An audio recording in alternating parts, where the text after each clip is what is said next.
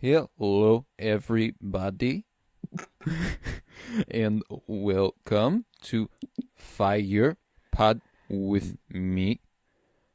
I'm not going to talk like that the whole time. I'm Colton Robertson. I'm joined by Joseph George. What's up, buddy?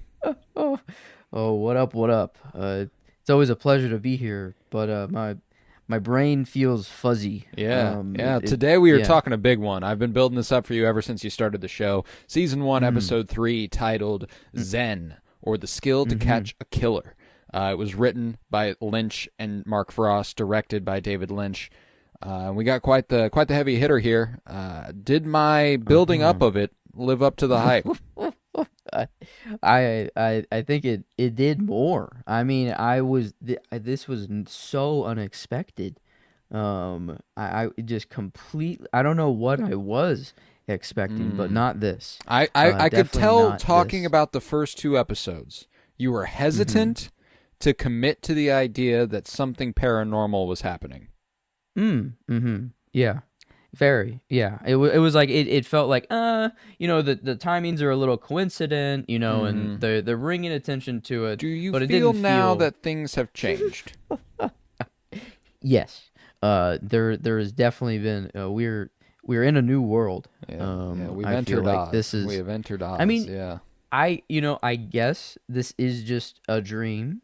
This is but the whole I feel like this is how he solves murders. I don't know. Like I feel like he has been gifted a power of ultimate detectivism, and he just, or maybe he's reached that state. Maybe this is what it takes. It takes being just acting like him and just doing this. But yeah, I mean Zen, or this. I mean this is his Zen. This is not very. Peaceful? I mean, he was calm though. He wasn't freaked out by the situation No? He sat whatsoever. right there? And he knew that is Laura Palmer. Laura, and he spoke, and he She is a, looks... oh That is my cousin. yeah. Doesn't she look almost exactly like Laura Palmer? The Man from Another Oh, Place. That's what that character's name is. The Man from Another Place. wow, So if that gives you any wow. idea, also, that is the official name of that character. The Man from Another Okay, Place. uh-huh, yeah, yeah.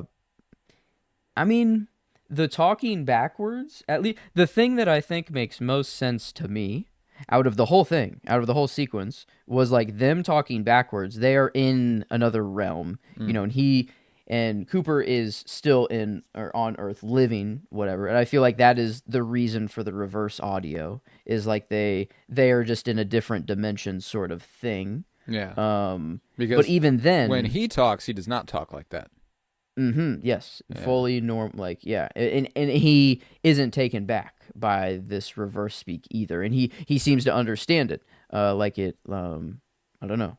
Like I guess there are subtitles on the screen, so we can easily understand it. But it seems that Cooper's also just fully in Yeah, the know, and he's this getting is all of it. Yeah.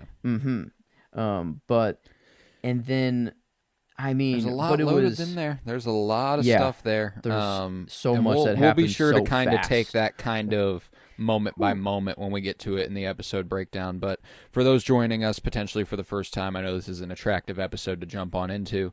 The Whoa. premise here is that I have seen this show multiple times, and Joseph has never watched the show once.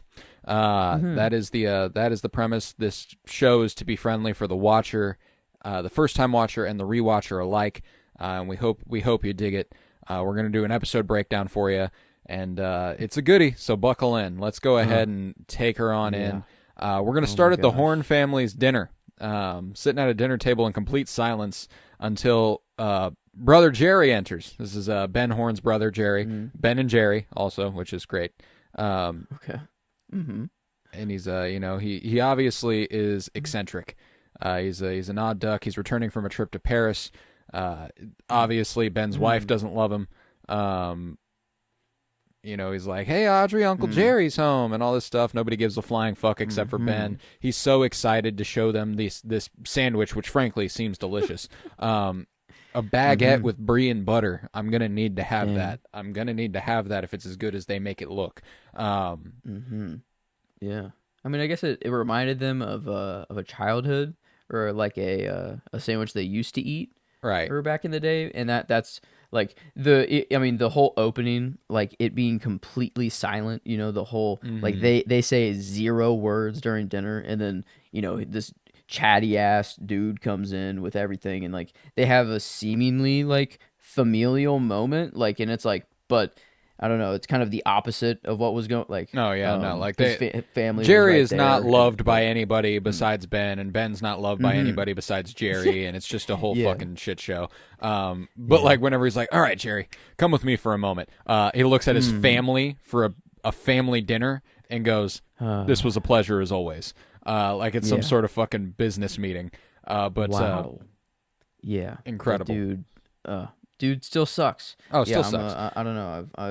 Yeah, he's and he got way worse this episode. Yeah, yeah. I did, yeah. So, yeah, man, this This is when the man, show now I'm really remembering. elevates into a different stratosphere for my money. Like Mm, it becomes like the first 2 episodes really, really set the tone, but the show has become what the show is this week. It's yeah. good. It's good. But yeah, he takes Jerry aside and he tells him Leland's daughter was murdered and the Norwegians backed out of the deal.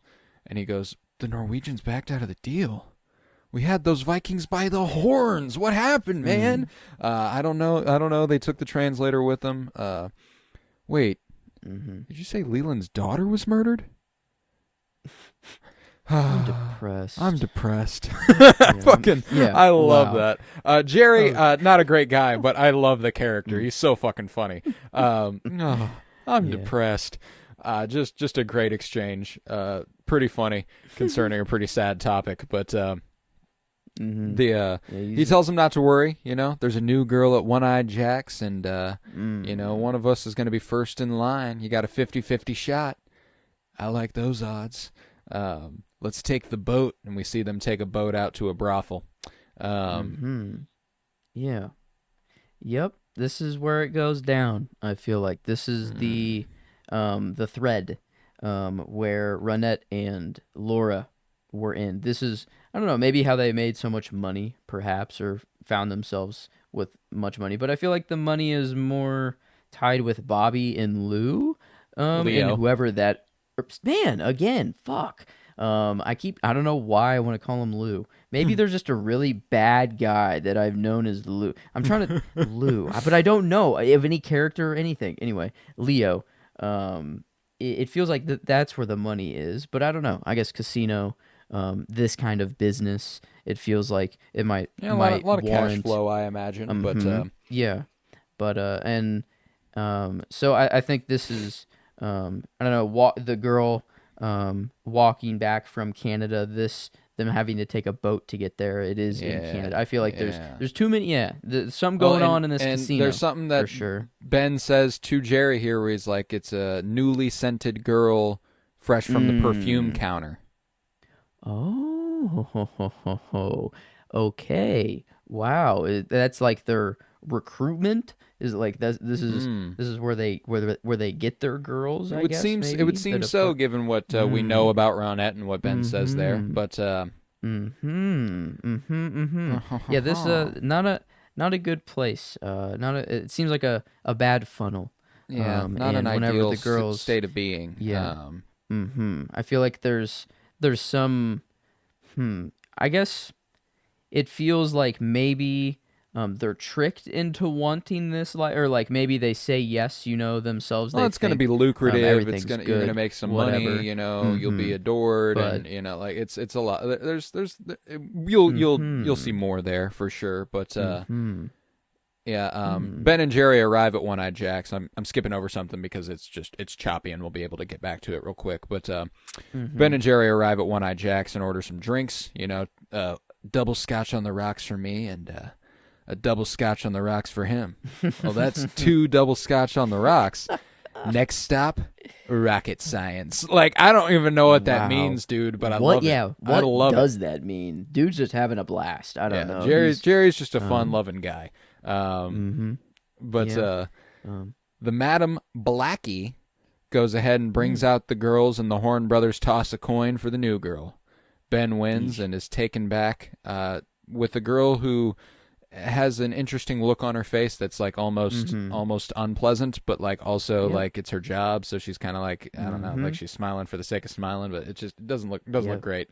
But this is Blackie taking Jerry, consensually unconsensual, right? You know, or like it's like you've been selected to sleep with this guy tonight. You know, it was chosen for you. It's pretty rough. But coin was flipped so that people could decide which one could have you. Like that's like, oh, I don't know. Yeah, it's just not a little not degrading. Good. A little degrading. But and it's complicated in the portrayal of sex work, like, because it is her performance there that indicates to me that she's not exactly happy to be there. You know what I'm saying? If it looked like she was like, hell yeah, let's do this thing, I'd feel a little differently about it, but she does feel like she's off put. But regardless, Blackie walks Jerry back to the bar and is like, oh, we'll take care of you, Jerry. Don't worry. Jerry's obviously distraught over not having won the coin flip. But elsewhere, Donna's parents are heading to bed. You know, we're going to say goodnight, James. Good night. Good night. Yep. All right, can I see you at church in the morning? 9 a.m. sharp. Yep. All right. Good night, James. You know, kind of the, be careful now, all right, buddy? You know, like we're just upstairs. We're heading to bed. Church in the morning, bud. Yeah. You know what that, you know, kind of, I feel like that is just kind of the jab that he's like, he can't say it outright, but that's the one thing he can say. Well, and it's also like he trusts his daughter enough to leave her alone with James in their house after they're going to bed. Like, so it's still, again, good parenting. Donna's parents are good people. You know, they get it. But they leave her and James alone, and James and her continue to talk about their relationship, about how it's not wrong, it can't be wrong. You know, I think this always would have happened even if Laura hadn't died. You know, I remember this time when we were suddenly alone in the school hallway, and we just looked at each other, and I almost told you I loved you right then. And Donna being like, I just couldn't let myself think it because of Laura, and he's like, I couldn't either, baby, but we're together now, and that's all right.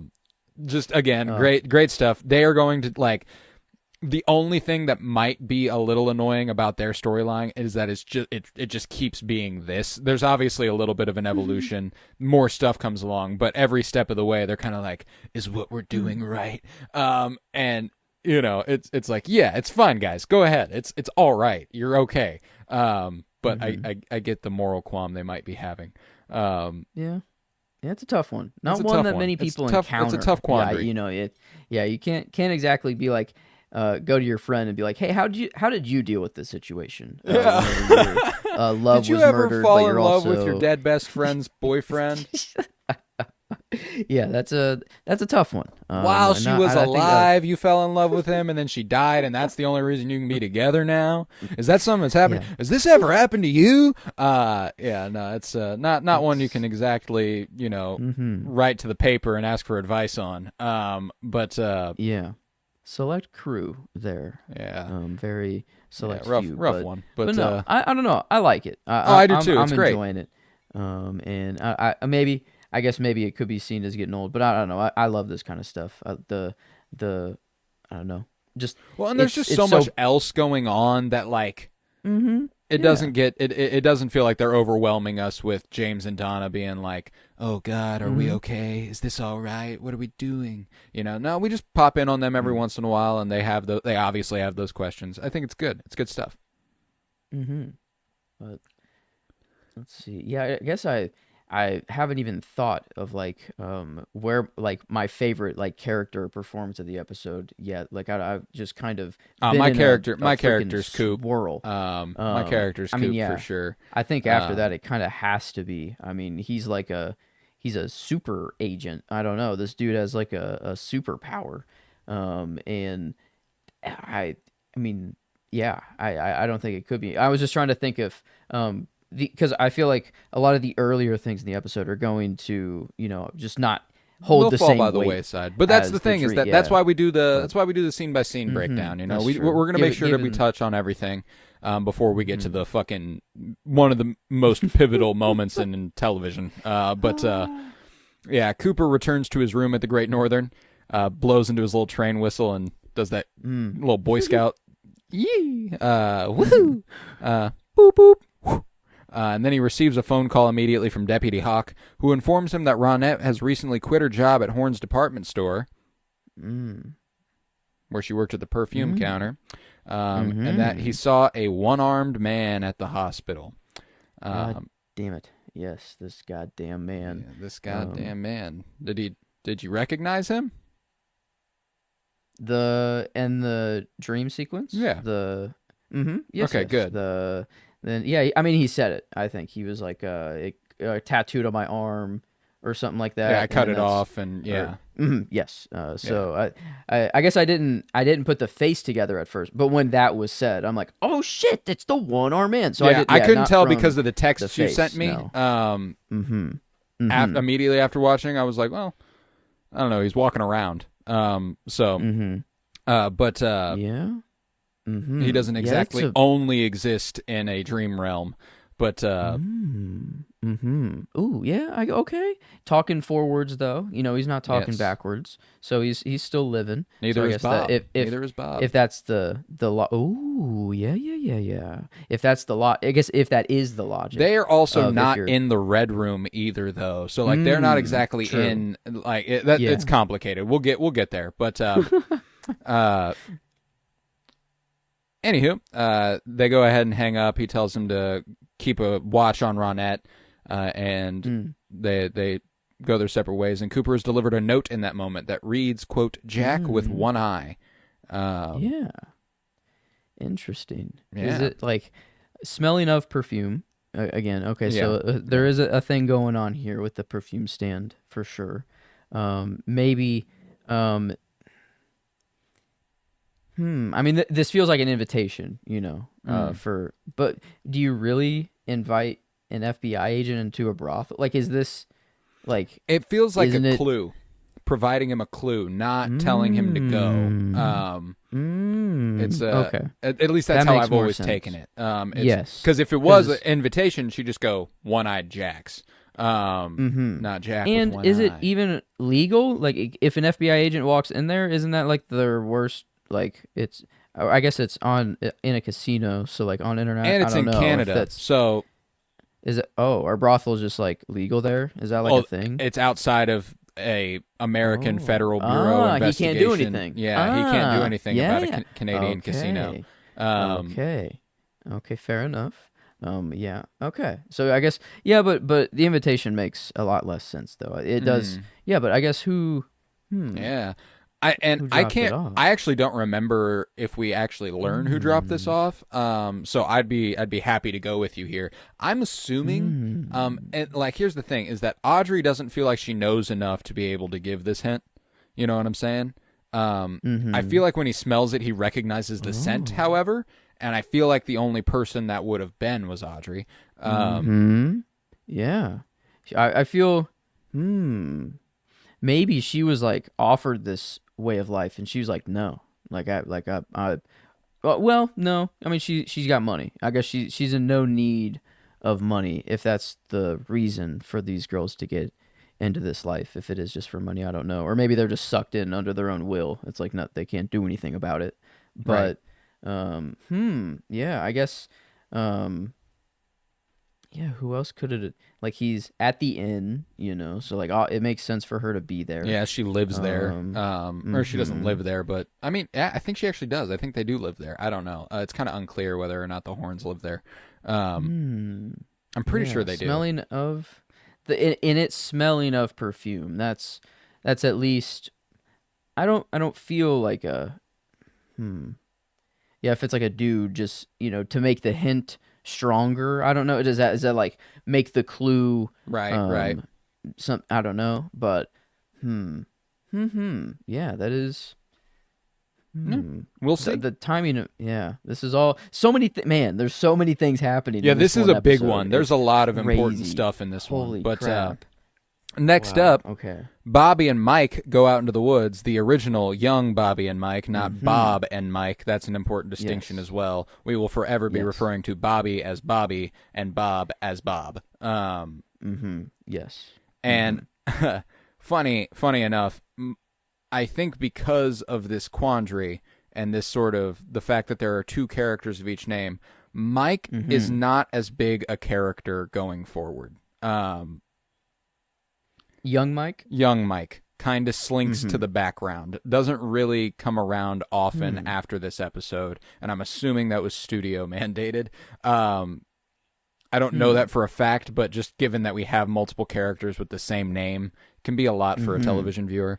Yeah, at least that's where my mind went kind of immediately. Was like, oh wait, same name. I'm like, hold up a second. Is this a time warp? Do you situation? Go like, is it that on the nose? Yeah. You know? Like, would they just be like, yeah, I'm Bob and I'm Mike, you know? I don't know. I don't feel like this is what Bobby grows up to look like either, and it's the accidental lighting technician or whatever that acts on the side. It's obviously not. It's obviously not a plan. Like, that is insane that this dude just accidentally in a shot, boom, happens to be the fucking crux of the show. Like, now, I mean, like, it's fucking kill again. Yeah. He's freaky, man. He is fucking freaky. It's his body language. It's what he does with his face and his body. It's demented. Frank Silva was incredible. But regardless, they go out into the woods to pick up a supply of cocaine from Leo, which was going to be stuffed in a football, which we saw him cut in last episode. However, not all of the expected supply is there, and Leo just shows up with his flashlight. Beautiful looking sequence, by the way. I love the lighting only being done via flashlights. Super sick. And the other lighting that is there is really subtle. There's a shot of Leo where like his face is like trimmed by moonlight, and it actually looks fucking incredible. Man, little mystery man too. Back there, whoever I don't know. I have no. Yeah, I was trying to figure, is that the mystery man, or is it just a guy? You know, like, what are we doing here? I have no idea. Yeah, I don't know. This meeting is. Yeah, I mean, I guess this is this the only reason that Leo and Bobby and Mike have a relation is just to get cocaine? Because right. I mean, at least Bobby told Agent Cooper, he's like, no, I don't do drugs, you know, whatever. Maybe he just sells, actually, and he doesn't actually do it himself. It could just be this is how he makes money. But I don't know. It felt like there was more. There was something else going on. Well, and you know, he's like, "Where's the other $10,000? You owe me $10,000." He's like, "Laura had it. It's in a safety deposit box. We can't get it. You know, wait until all this cools down." And he goes, "Laura was a wild girl." Yeah. So this establishes for us a connection between Leo and Laura, which had not priorly existed. She is involved in this cocaine trade in some capacity because she had $10,000 of his money. So I don't know. Yeah, it's really interesting to see it kind of unfold this way. But they discuss the money situation, and Leo states his suspicion that Shelley is cheating on him. You know, and Bobby's like, "You know who it is?" And he's like, "Nah, go out for a pass." And he throws the football onto the hood of the car. Bobby and Mike took off to the woods, and he's got the gun in his hand. Oh, dude. By the way. Oh, perfect. With deflated ball. Call the man Tom Brady. I mean, he got it freaking on the fucking hood of the car. I mean, they were running for a while too. Yeah. It seemed like that dude just and through the trees. Fucking Bro's this got guy it on him. Leo Johnson was the high Bobby, school quarterback. Yes, he had to have been. If not, like, I mean. Damn, they must have had a fucking guy who made it to the league, if not. Made it out of 51,000 fucking yeah, no shit. joke. That's so funny. I don't know. But, the Los Angeles executives are like 50,000 people. That's a small town, right? But yeah, no. I'll operate under 600. I don't know the 500. I mean, like maybe 5,000 even. Like that's still like that's a small town, but like. It feels so intimate. Everybody knows everybody, dude. Yeah. And not everybody does know everybody. You know, we did get a moment earlier with James at the dinner where, you know, Doc Hayward's like, I don't think we've had the pleasure of meeting, you know, and he's, are your parents around? And he's like, no. I live with my uncle Ed, and he's like, oh, Big Ed, his wife's the lady with the patch, you know. So, and that's a funny thing to say when you're like seemingly the best doctor in town. Yeah, but the lady with the patch. Yeah, that I'm might assuming be you've tended to Nadine. I don't know. Like, if you haven't, you should. But was she born that way? Was there an accident? There was an accident. I don't. There was an Damn, accident. yeah. Something happened. Pretty funny poor accident. Nadine. But Oh no! we'll it get one to it of one her day. inventions? We'll get to it one day. But speaking of, we will head over to the Hurley household, where with greasy hands, Ed goes inside his home as Nadine exercises, and he accidentally trips and steps on one of her new drape runners, upsetting her to the point that she bends the exercise machine using excessive strength. What the hulked out? Yeah, Nadine's got that shit on her. Oh Ed, my you make God, me don't- sick. Yeah, she might be in the running for killer, even with the dream sequence at the end. I don't know. She's crazy. She's freaking a nut. She's entering a different mode. Yeah, But yeah, Nadine, man, she worked on those all night. He gets the grease all over them. Yep. Yeah, sorry, Nadine. Ed being like, I'm sorry, honey, I didn't. You know, to be fair, they're in the middle of the floor. You think they got there on accident? No, I love it. I love it. But later on, Cooper heads down to the sheriff's department to set up a bottle 60 feet and 6 inches away from Lucy. This is, if we didn't have the Red Room sequence and the whole ending, this would be my favorite scene. Oh yeah. A great episode. But he has everybody set up out here. A bottle 60 feet and 6 inches precisely away from Lucy, and Hawk questions why, but Sheriff Truman does not know. And we then cut over for a brief moment back to Shelley turning off her television, which was playing Invitation to Love, which will be a recurring thing. Everybody watches Invitation to Love. It's like everybody's soap opera. Okay. And it Is that often is that just in this universe show, or is that it real? often Okay. reflects what they are going through in some capacity. So that's something to look for whenever it's on TV. Just kind of see who you can assign different roles and all that good stuff. But Okay. then there's a knock on her door, and she's hesitant, but it's Bobby. And she tells him he needs to leave. You know, if Leo saw him, if anybody saw him, it'd be bad. And he just tells her to let him. Tells her to let him in. And she's hesitant because she's been beaten. And he doesn't. She doesn't want her to. She doesn't want him to see that. Sorry, all the pronouns I'm getting mixed up. But he gets inside, and upon seeing her, he promises that if Leo does this again, he will kill him. Yeah. I don't. I guess good. Like trying to comfort her during this time, whatever. But I feel like the hands around the throat or like the hand position, just not the I'm like, best for dude, the yeah, time. she's clearly been hit multiple times in the face. Why are you touching her face so much, dude? Yeah. And the first kiss felt a little forced. I guess Shelley got into it a little bit after. It felt like she wanted it after. I know that we're not big on Bobby, but Shelley really does genuinely love Bobby, and yeah. I mean, as far as Leo versus Bobby, 100%. No question. If we're debating those two guys, Bobby's actually kind of cool. But yeah, on the grand scheme of the town, definitely still bottom of the barrel to choose from.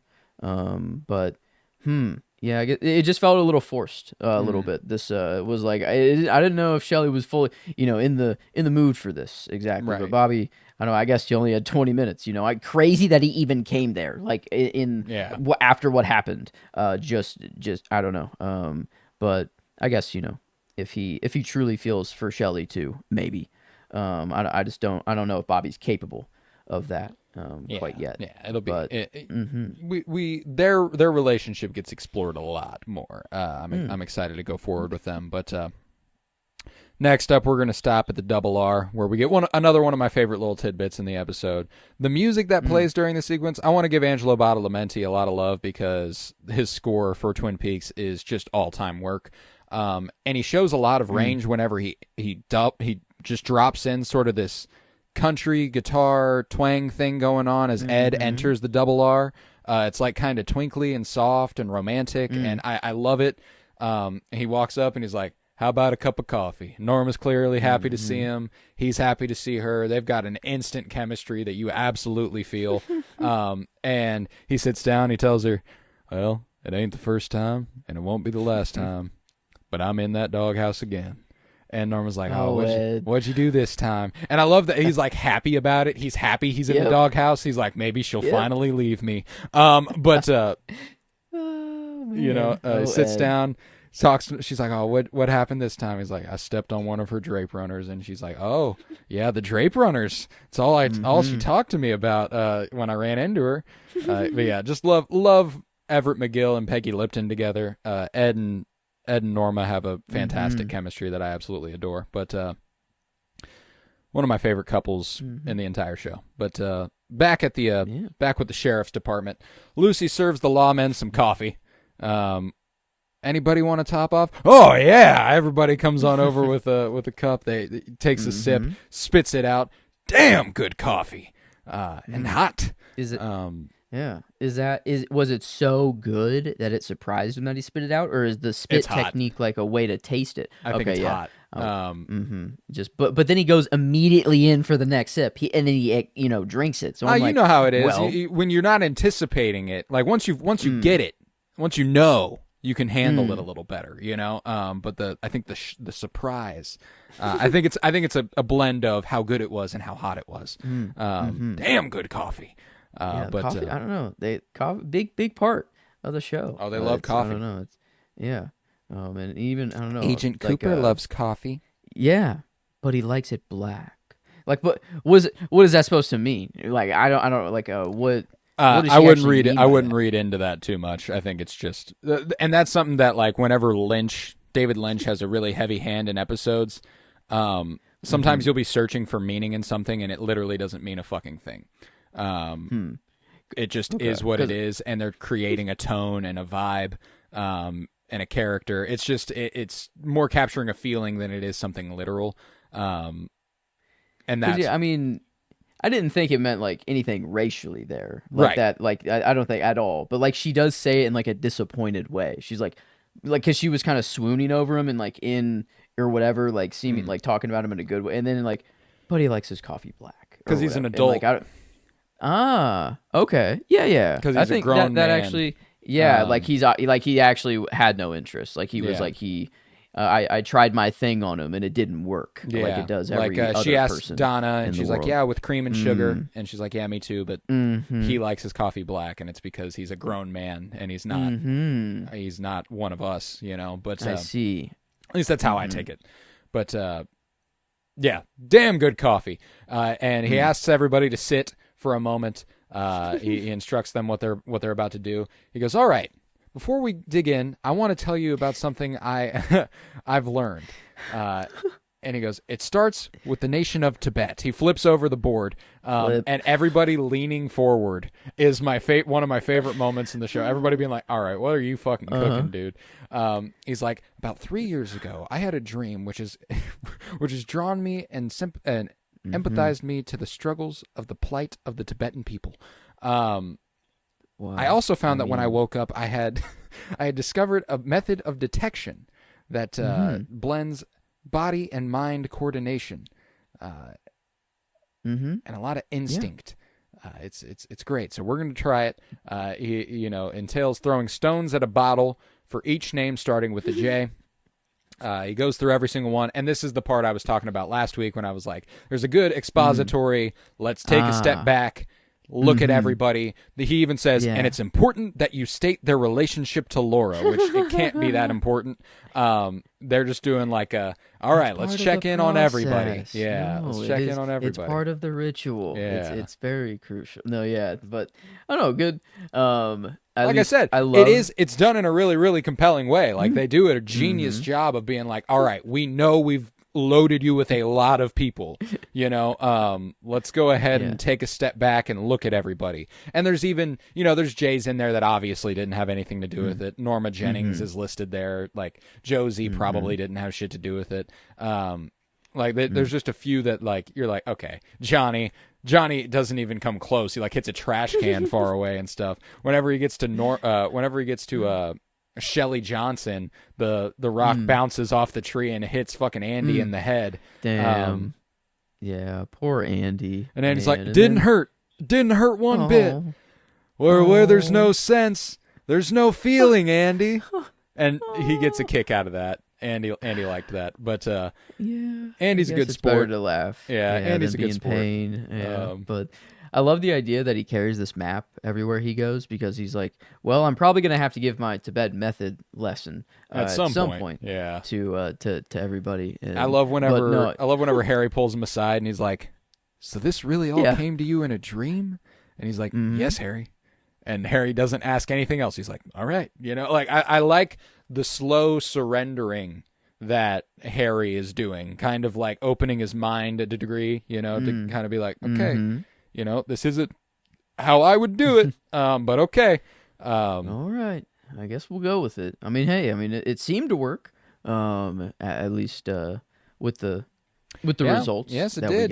We do knock over the bottle with a rock for Lawrence Jacoby. Note that it did not break, but did knock over.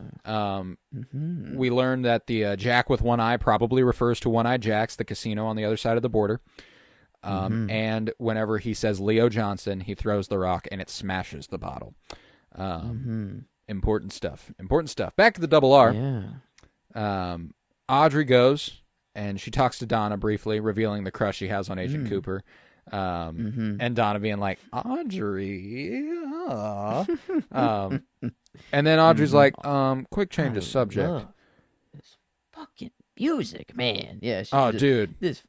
Yeah, it's fucking incredible. A power move to walk into a diner and put on your own theme. Right. To literally be like, yes, no, I have entered the building, my theme now, everyone listen. Then take center stage and dance. Yep. Fucking incredible. Fucking incredible. Yeah, Audrey's a highlight for me. I love her. But she also asks Donna if Laura ever spoke of her father. Says that he used to sing to her. Yeah, that's right. Okay, that was a weird detail. And then she's like, and this music, I love this music. And then she gets up and starts dancing. But we really, really quickly move past that. Man, yeah, Audrey is just, I don't know what an enigma to think about her. Wrapped in a mystery. Like the freaking, the emphasis on the shoes, again, when she's dancing, I don't know. And just like, and the slow pan up with the checkered floor and everything. Gorgeous shot again. Gorgeous shot. But there's I feel like she's, I don't know, she's involved in more than what I initially thought. I thought that she was just kind of in this rebellious state, whatever, just kind of, I don't know. I feel like there's more going on, but I can't quite place where it's going on. I'm really interested by the fact that there are 8 episodes in season 1. We're almost halfway through the first season. Damn. It's kind of crazy when you put it like that. And it's crazy rewatching it with that in mind. Like, so fucking much happens. So much happens. It's insane. And like, you would think, in my mind's eye, whenever I'm thinking about what happens in season 1 of Twin Peaks,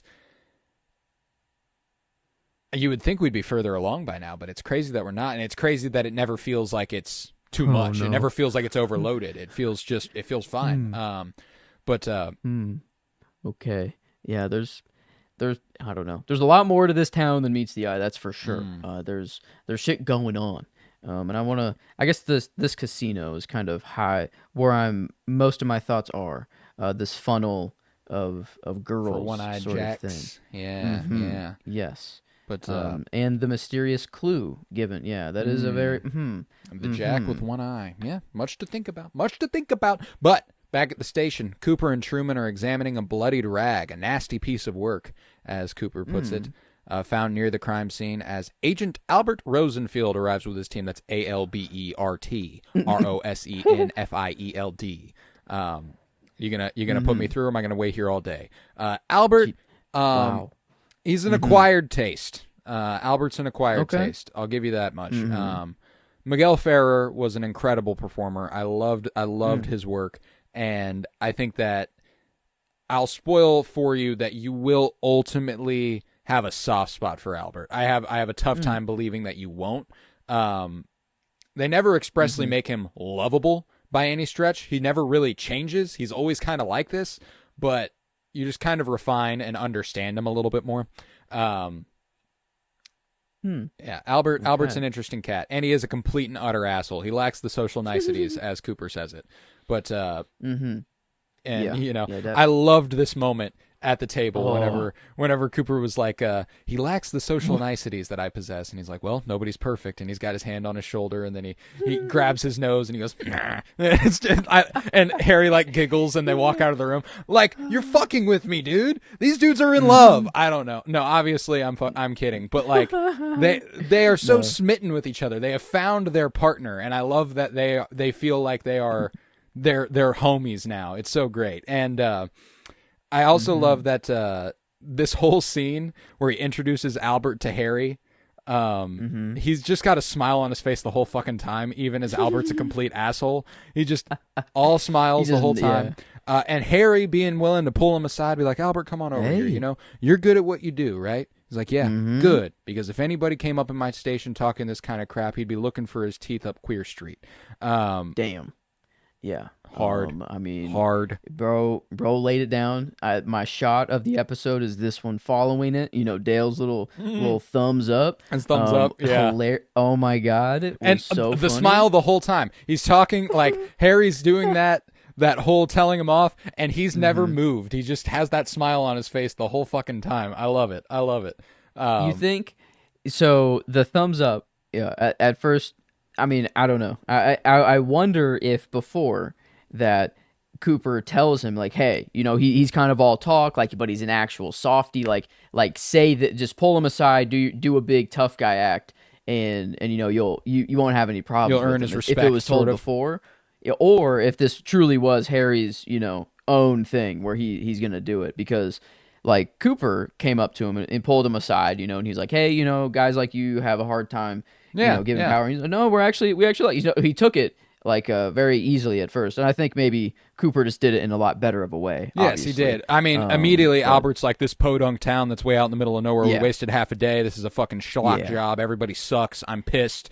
I'm gonna have to stay up all night working on this bullshit. This is shoddy work. I'm mad. Like immediately, Truman is turned off to Albert's entire presence. Now, Albert's straight to the point. He gets down to business. He does the work. He needs to do the work. It's important work, you know? Yeah. So, like, there's a balance there where, you know, Albert does need to learn a little bit, for sure. But I do think this was all Truman, and I think Cooper's just kind of like, now you see, you know, like, now you know what you're getting into a little bit.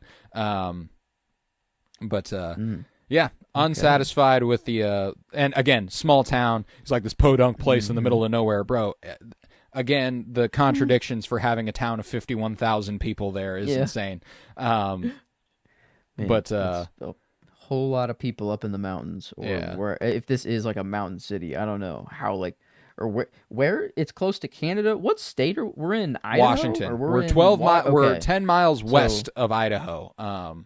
Okay, so very close to Idaho, but in Washington. In Washington, okay, good. Just south of Canada, just up in that northeast corner of Washington. Okay, yeah. I mean, yeah, definitely not the number. I feel like that's for sure. But man, yeah. No, this, God, I don't know. I'm just still so lost. I'm just very fresh off still. Like, I don't know. Like, and even talking through the episode, like, I can't have it leave my brain. Every single time I stop to have a thought, it is, what the fuck is like, what is coming? What? Well, good news for you. I've only got 3 more small paragraphs before we're there.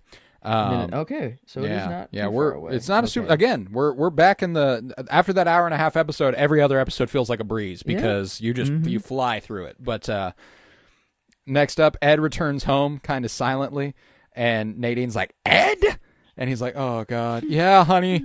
And she comes sprinting at him. He's horrified, and then she jumps into his arms. Oh, Ed, you don't know what you've done for me. When you got the grease on my cotton balls, you created the silent drape runner I've been trying to achieve. We're going to be so rich. And Ed's like, cotton all right, Nadine. Balls? She really emphasizes the balls for, I don't know, like every time she says it. For whatever, like in the store, the department, whenever she was talking to Norma, and here balls. Yeah. balls. Yes, but what a eureka moment, to have. And Grease. hey, Just I gotta mean, grease them up. I did kind of think her crazy, but then whenever she proved it, I mean, the working prototype kind of sold me a little bit. I'm like a silent drape runner. I don't mind. And that's, you brought up a good point very early on, where it's like, why do your drape runners need to be silent? Yeah, usually true. don't mind You only that. do it. Yeah, you just Maybe a kinda do couple it one times a time day. per day. Maybe. Yeah, maybe twice maximum. Usually is or I guess minimum. I don't know. Minimum sometimes zero. Maybe sometimes you even forget to open them one day. Yeah. You just leave them closed all day. But like, yeah, it's I don't know. I never thought of the noise as a problem, but whenever she put it into practice, kind of. Yeah, I I was could kind get of like, with a ooh, silent drape runner. wait It'd a be minute. Nice. I don't It'd be know. Nice. Yeah. Nadine's got vision. Maybe she will be rich. Ironically. Maybe. Yeah, maybe vision. Yeah, it's got perfect vision. I mean, maybe this is how she gets out of the small town. Yeah, maybe she makes it. Maybe she makes it out of break. Twin Peaks. I mean, God, I'd be trying my fucking best to after all this shit. But yeah, before the murder though, I'd be booling in Twin Peaks. This place rocks. That's true. Shit. It is beautiful. Every landscape. Low key, shot even of after it the is murder, just- I might tough it out. Like it's better rates probably. Yeah, no shit. My rent's not going to go up. True. Maybe I bet the mortgage on the Palmer house is on the floor. Does that house not look like is it Amityville? This is like another tongue twister for me. Amityville Horror. I've never actually watched that. Oh my God! It looks just like the house. At least in all the shots that they do, the Palmer house, like I don't know, it's in the same angle. The windows are, I mean, almost exactly the same. And it just kind of, I don't know. There's freaky shit that goes on there, and it feels. I don't know which one. I think Amity. Amityville Horror. That word. Amity. I don't know why. I hate that word. But it looks a little different. I don't know. But man, no, it's very similar. It just looks very, I don't know. Similar vibes. The side windows, yes, very. The front of the house might be a little. I don't fucking. That looks pretty fucking similar. I don't know. Maybe it's just an inspiration. Just freaky house. And, to be fair, also the Palmer house is actually a home that exists. You can visit it. No way. Yeah, it's a real place. It's the Palmer house. And the picture of it is the fucking stairs. I hate these stairs even more after I'd be this careful. episode. I'd be careful. Oh, that's true. Yeah, I'm going to exit out of that. Quit searching for things. There we go. Yep. Stop it! No, I'm fucking with you. But that is true. Yeah, you just never know what you're going to find whenever you search anything. Yeah, I would hate for it to get spoiled for you because it's just such a good show to see unfold before you. But at the Blue Pine Lodge, that's where Pete and Catherine live. They discuss Agent Cooper's presence at their home earlier in the day and very, very angrily at each other. Catherine being like, "It smells like fish everywhere," and Pete being like, "Well, you could wash your socks separately." Damn, Pete. Yeah, Pete is a sweetheart. Pete is such a sweetheart. And then when Catherine's involved, he's like, "Man, fuck this woman. I hate her." Flip the switch. Definitely an embittered marriage here. He becomes Peter. That's when he becomes Peter. That's the only time he's he's fully on. But otherwise, Peter a complete sweetheart. And he's still got good intentions. When Catherine's briefly away, he slips Josie a key to the safe containing the Mills ledger. He's like, "Yeah, I suspect something weird's going on too." And Josie gets into the safe and finds something interesting here. Two Couple. ledgers. Presumably one cooked and another not. Very interesting. I wonder if there's some money coming in from some other source. What What do you hear? What do you say, Catherine? Yeah, there's something fishy going on here. I think it's why it's smelling. That's of where fish the smell's everywhere. coming from. Yeah, But that's he how the does fish bring up got in the percolator. yes, he does bring back up the percolator. The good old somehow a fish found its way in my percolator. He was fucking pissed. He was kind of, I feel like, expecting an answer as well from Catherine. He was like, and a fish found its way in my like he was like, was that fucking? Did you put that fish in my? Yeah, maybe she did. Maybe she decided to fuck with him that day. You know, yeah. like maybe that was you're gonna pour yourself a pot of coffee, and fuck yourself. Jeez. But demon. I don't know. Just a fucking Catherine and Ben. Just a fucking. I don't know. They are cooking up a bad storm. Sinister. Yes. But yeah, we're gonna get to now. Now we're cooking. We're gonna start here with. Oh, I guess not quite yet. It's just this part's sad. Leland puts on a record, and you can tell he is not in his right mind. Very, very distressed. Starts playing music, big band music, picks up a photo of Laura, and he turns around in circles, screaming, trying to dance until Sarah comes in, and he tells her, we have to dance for Laura. We have to dance. She tries to take the picture from him, and they end up breaking the frame. It shatters, cutting them. And then he smears blood on the photograph. He puts his forehead to it. It's sad, man. It's a sad scene. Sarah with the same hand placements of the scream. Again, hitting the pose again. But yeah, no. Overall, damn. Just what is happening in this house? Yeah, not a good. I mean, I don't think in any household is gonna be normal for I don't know the amount of time that's like I think ever like just forever. This is like they can never be quite normal again. And something man, just hard to move on from something like that. But yeah, just Leland, brutal. He's doing brutal. Playing a good playing the part really well. Though Ray Wise is incredible. They're both really, really great. Grace Zabriskie and Ray Wise, they do a great job. But this is it. Cooper lays down in his bed, and begins to fall asleep. And the lights begin to flash. We see the lights change. We see flashes of a small person in a red room shaking violently, and we see Cooper as an old man. We see those stairs. We see those stairs, and we see Sarah running down them, yelling, "Laura, Laura!" We see the one-armed man. We get a flash of Bob at the foot of the bed again. And so that all happens as we hear a voiceover from the one-armed man who identifies himself as Mike. He says, "Through the darkness of future past, the magician longs to see one chance out between two worlds. Fire, walk with me." So you read the whole they speak backwards. It's a different realm. One chance out between two worlds. Fire, walk with me. There's definitely a little bit of a me. Fire, walk with. Wait, fire or no? We wait. I did not do that backwards right at all. Let's see me if you say that. If I walk fire. If you reverse it, does it say something? How do I figure? I need to go on Snapchat and take a video and then reverse it. Fire, walk with me.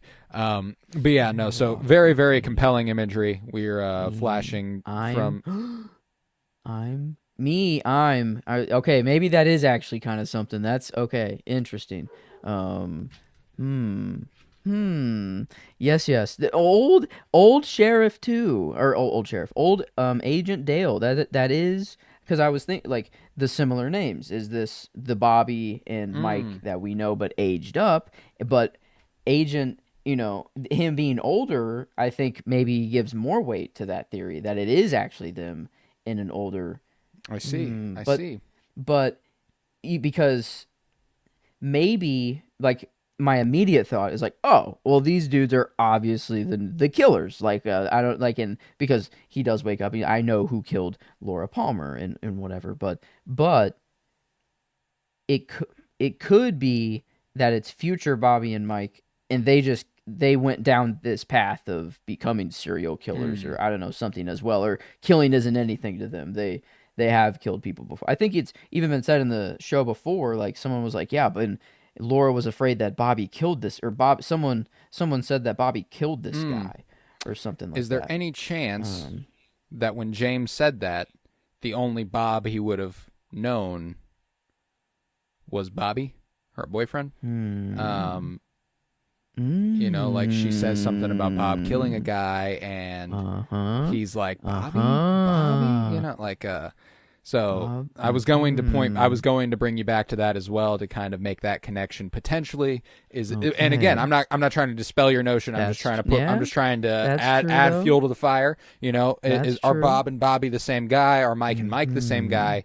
Um, Yeah. yeah, I was really interesting. hoping one of their names would have started with a J, and that would have really kind of thrown a Yeah, a wrench into whole things other a thing little going bit. on, but But yeah, there's a yeah. lot of really bizarre things that Mike says. He identifies Bob Mm-hmm. as his former partner. He tells Coop that they used to live among the humans, among humanity, in what they Hmm. call a convenience store above it. But one day, Mike met Yeah. God and decided to sever his connection to Bob by cutting off his own Hmm. arm, which had a tattoo that tied him to Bob. Oh. Okay. Okay. True. So yeah, no. So yeah, no, they're not the one arm man is still there. Mm, We've seen him. He's the yeah. and but he is that age. Yeah, but like, why is Cooper old? Um, is he is this the age that he dies, and then this is so that's where you see yourself as when you die in this realm Mm. or some maybe Yeah, I mean and Laura's that sitting there. She looks like mm-hmm, Laura, yep, so like mm-hmm, there could be mm-hmm. something there. Um, Okay. Oh man. Yeah, no, okay. I was much more on the train that they were this older version of themselves, but no, there is one of them still walking around. And that let's see, what I guess and um also, not to mention Sarah has seen Bob um, mm, when he's yeah? not there. Um, Uh-huh. so True. that's also interesting. Um, Uh-huh. Okay. Ooh, can it go the other way? If Cooper can do this in a good way to harm, it's his intuition to figure out things, can it be used in the reverse mm. to put yourself into play? Maybe does Bob have the evil Tibetan method, or whatever Well, of and something? let's consider, is this an ability Dale has, or is this something Hmm. Mike and Bob are doing, or Mike is doing to contact him? Um, like Hmm. is this? I don't think it's strictly a one way street. Mm-hmm. And if it is, it doesn't feel like Dale would be doing the reaching out, Hmm. because Mike is giving him information, or clues or hints and stuff. Yeah. But Man. Wow. Yeah, this is okay. Bob is also taken off guard whenever Mike speaks. Mike speaks and he's like, Mike, is that you? Yeah. Uh, you know, Yeah. uh, so Oh. stuff to think. Like, there's a lot that goes on there, so it can be a lot. But Mike, is that you? And then he goes on his own version of the chant. Uh-huh. He says, he swears that he'll kill again. He does a little Mm. rhyme thing prior to it as well. But Mm-hmm. Yeah. then the dream continues, with Cooper now appearing older, sat inside a red room with a little man in a red suit known as the Man from Another Mm. Place, and Laura Palmer sitting on a couch opposite him. My favorite shot is the shot of all three of them sitting there eventually. Wow. I love it. I Yeah. love the setting. I love Whoa. the set decoration. Brilliant stuff. Super off putting without being scary. It's weird. You just know things aren't right, and that's cool. But the dwarf breaks the eerie silence by declaring, Mm. "Let's rock." And then he makes a series of cryptic statements. He says, "I have good news. That gum you like is going to come back Uh. in style." Uh. What? Juicy fruit. Like, I don't know why. I don't know why this was the only thing that could go through my mind of a juicy fruit revival. But it's I don't wa- I still don't understand. I mean, that's just Yeah, my you're brain. not I'm not meant to understand 1990. that yet. Yeah, like this, I have zero. I have no paths to go on this Yeah, one. so he says that gum you like is going to come back in style, and then he directs Cooper's attention to Laura, and he says, Mhm. "This is my cousin, but doesn't she look just like Laura Palmer?" And Cooper, in a normal Hmm. voice, goes, That is Laura Palmer." Mhm. And Laura goes, "I feel like I know her, but sometimes my Mhm. arms bend back." And before she says that, she touches her nose and does a whole little thing. But Mhm. music starts playing, and the dwarf says, "And where we come from, there is always music in the air." And he begins to dance. And as he does so, Laura moves over to Cooper and whispers in his ear and gives him a kiss. Mhm. He wakes up Mhm. and he calls Sheriff Truman, telling him that he knows who killed Laura Palmer. "No, Harry, it can wait till morning." Mhm. Yeah. His hair all Yeah. fucked up when he wakes up and everything. It's great. I Oh, love that. I dude. love that Yeah, that moment. was good. That was good. A And the nice way the touch. music's still stuck in his head and he's snapping and yeah, it's good. It's good. So Uh. that's the end of the episode. My question for you: Who killed Laura Palmer? Fuck. Um. I have a much harder time answering now. That's funny I'm because gonna. Cooper seems to know. Yeah, I'm gonna say. I mean, it sounds like Bob and Mike. If maybe Leo too. Maybe these are the three men.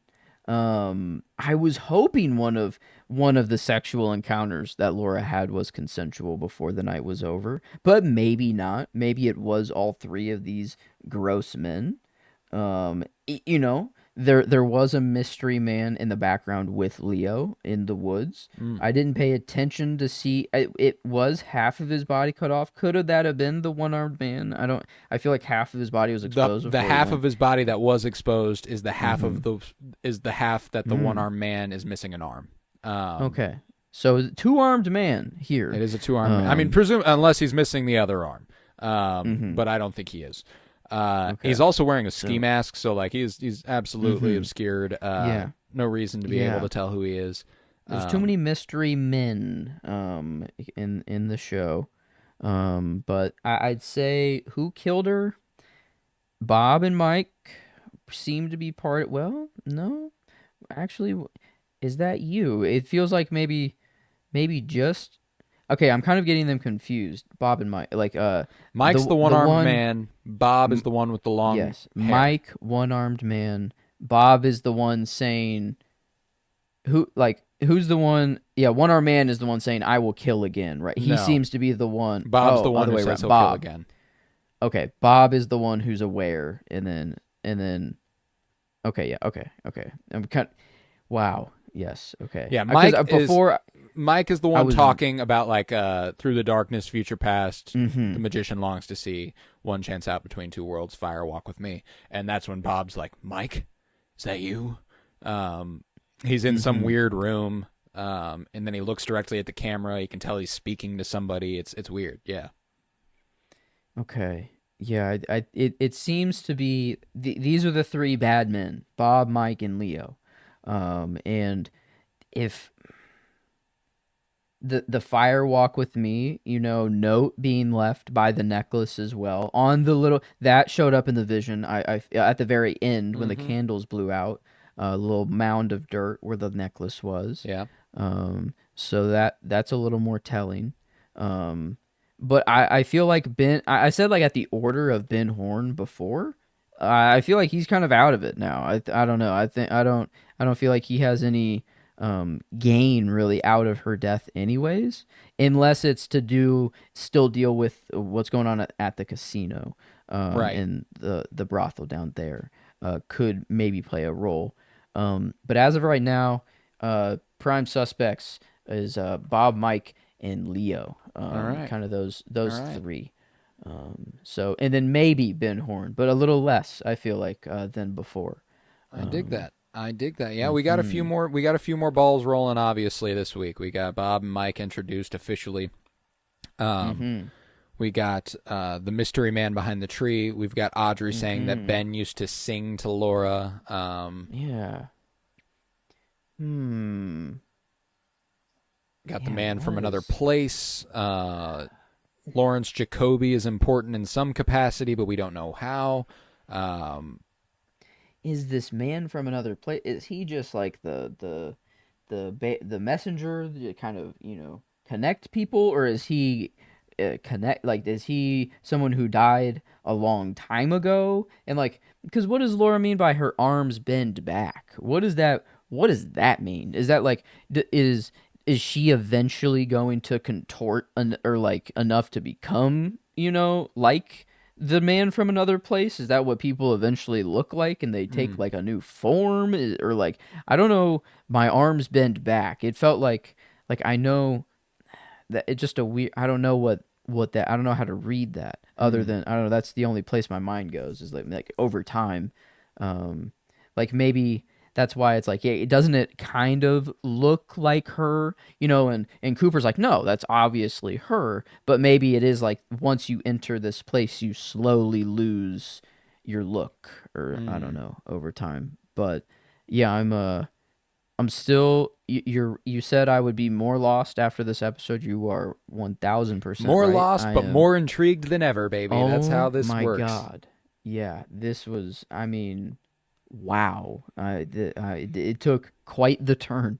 That I don't know. This is the Lynchian magic right here, baby. This is when you dive into David Lynch a little bit more, it's more of this than it is anything else. And obviously there's plenty of other stuff. He's not just this, but it's a lot of this, I'll tell you that. Yeah, I'm in. I was in before, off just the first two episodes, but now exactly it's kind of, the same experience for me. yeah. Like first time I watched it, I was like, "Oh, this is a great show." Okay, got to episode 3, and I'm like, "Holy fucking shit!" Okay, now it's a need. It's not really I'm sitting down, I'm wanting to watch the show. Nope, I need. No, the now I am episode. going to be watching the next episode as soon as possible. And I'm sorry you have to wait a little bit to watch the next episode. But that's okay. you get to sit As with it. You as get it to do. think on it. I would even maybe recommend rewatching the end of this episode a couple times. Try to get as much about, like, since we are doing this as a project, I wouldn't recommend that for just anybody watching the fucking show. But since we are doing this whole thing where you are actively theorizing, I'm discouraging research, obviously, like going online. But if you want to scour previous episodes for stuff, like that's the sort of, I would love to hear if you have anything that kind of bubbles to the surface where you're like, oh, this. I'm definitely going to need to watch that, at least the end of that again for sure, because like I mean before we hit record, I mean I'm 10 minutes off. I mean I could not be more fresh off of the episode. Like I have not had the time to sit with it other than the time we had during just the literal recording. So yeah, it's been a ride. Like I'm still, I think I'm gonna have to watch it again today. I don't like I have to. I don't know. It is I don't know how I can continue with anything else. I don't. I'm gonna have to just sit in this moment for a little bit. I can't. I don't know. I don't know whenever I can move on finally but there's still going to be so many more answers that are going to be more answers solved and known, but then probably opening up 10 more once you figure out questions something. asked. I feel like Yeah. So and it feels like it's going to be one of those, but man, no, this is a roller coaster of a show so far, and it's only 3. We're almost halfway through. That's crazy. That is nuts. That like next time is the halfway point. But it feels like already so much has happened. And I feel like nothing has, I don't know, like this is just the tip of the iceberg. This is just when it we're going down the hill of the Mamba now. I don't know, like this is, we just reached the peak and now we're going down. But yeah, it's a cool world. That's for sure. I don't know. I can't wait to see what what the hell is in store. Oh, But yeah, man. I love it. I love it. So I'm so excited that we're doing this, as I've said, every single episode. But we're going to be back again next week with Season 1, Episode 4. We will be reaching the halfway mark of Season 1 already, which feels crazy. But we're tearing right along, and I'm very, very happy with it. Yeah. If you would, you should check out our other movie podcast. It's called The Cinementalists. We do we're doing a sci-fi month right now. I believe this Friday is Pacific Rim. Last Friday was AI, artificial intelligence. Just a real broad range of topics we're doing. Broad range in that sci-fi genre. So got to check that out. Leave a 5-star rate and review and download wherever you might be listening. That is a huge help, and we would appreciate it greatly. But yeah, man, we're just gonna keep on coming back and doing this wonderful show, Fire Pod, with me, because Twin Peaks is the tits. I absolutely love it. But yeah, I think with that, I was Colton Robertson. I was joined by Joseph George. Thank you very much, homie. Oh, thank you for having me. It's always a pleasure to be here. Oh, and it's always a pleasure to have you. And remember, fix your hearts or die.